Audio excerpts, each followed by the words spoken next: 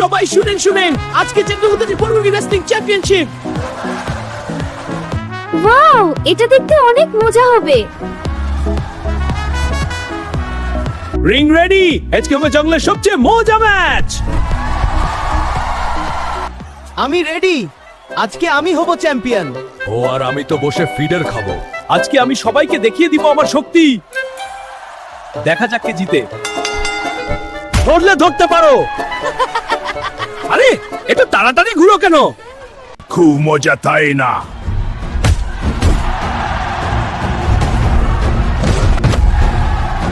অনেক হয়েছে আর না।